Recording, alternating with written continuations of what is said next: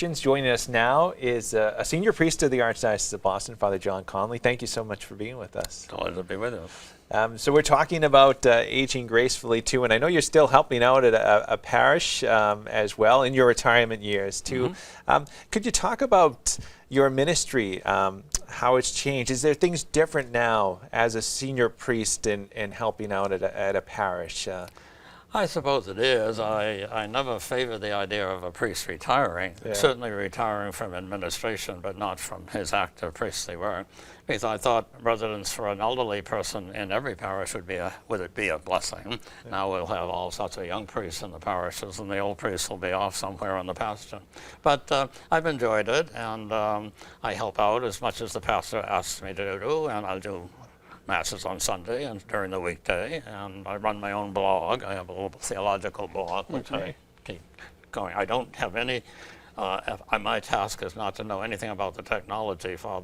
Actually, it was Father O'Connell, who is now named a bishop. He handles all my technicalities as far as putting it on the internet, but I do the writing. But I haven't. It's hard. There are so many things that I've left untouched in my theological life that I just want to do a lot of reading. I read through the history of philosophy, read through the history of mysticism, and I never have enough chance to do it because they're keeping me busy.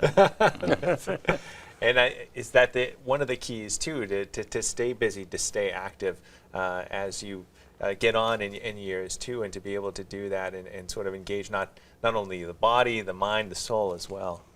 I think that's very, very helpful. Yeah, I try to keep active, do a lot of walking. I once in a while get out and play a game of golf, but I don't think most golf courses would want me to play these days. But so I keep trying. I do a lot of walking. It keeps me good, and but I do. I have a good program. I work at my desk all morning, do some exercise in the afternoon, and if I'm not interrupted by other little things that come along. But I'm enjoying it, and certainly it was Father Powers who invited me to join him at St. John's in Wellesley, and it turned out very well. Father Hare's in residence, and both of them were my students, so they owe me something.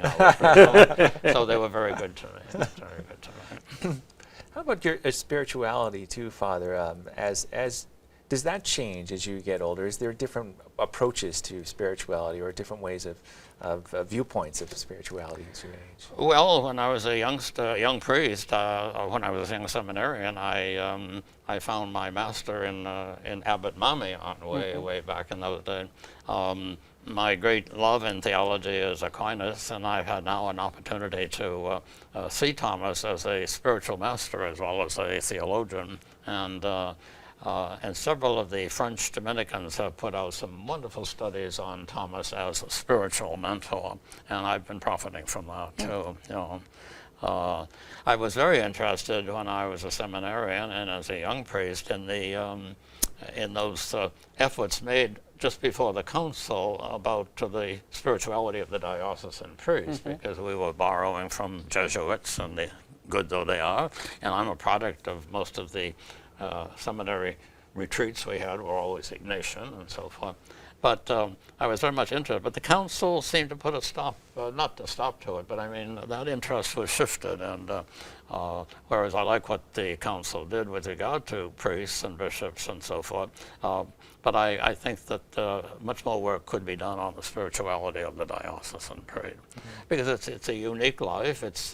We don't have the opportunities that some of the religious have, even though we try hard to, in our service to the people, I think we have to find much more our roots in spirituality in our ministry, and not just borrowing spirituality from elsewhere. I think the diocesan vocation is far harder than the religious vocation. That's interesting. Yeah. So, but most of my thinking has been aided by Aquinas and studies like that. So that's where I would find my theological identity. And talk about being a senior priest as well, and your role in the Archdiocese too, as someone who's ministered in many different ways in the Archdiocese too, and what you can bring to some of the younger priests as well, or some of the people that you work with in the parish. Well, I don't know about the younger priest. Every time I go to a priest's assembly and some of my students see me, the one question they ask is, "Connelly, are you still alive?"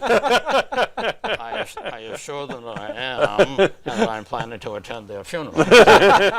So, no, I think that people in the parish certainly have been most welcoming. My sermons are long. They find them very instructive, so they tell me. I don't know. I'm too old to change, so I'm not going to be worrying about that. But and it's very enjoyable. I have much more time to prepare my homilies, and I think I notice a hunger in the parish for some good homiletic presentations, and that stimulates me to keep alive and find out what's going on. Right. I still subscribe to the notion you have the scriptures in one hand and the New York Times in the other, and you try to bring them together. Sure. And I don't think we mentioned. Did you mind mentioning your age when you're out there, or my age? Yeah. Oh, I don't. Oh no. People usually. No. They've accepted me as a. So when I walk much better than many of my parishioners who are 20 years younger than I am. That's great. You probably have a number of jealous parishioners. Well, so it's been a very, very helpful and enjoyable time. I always thought that perhaps the older priest should stay in the rectory, not as pastor, and I hope not interfering with the new pastor. Sure. But this is probably a better arrangement, and so they can. I profit from it. I think the parishes profit from it, and it's working out pretty well. Okay. Well, we thank you for being with us to share some of your story. Delighted to do so. And we're happy for you, and Very good. I'm sure you have plenty more years left. Well, that's something that we can't have an interview on. Thanks again, Father. Well, thank you for having me.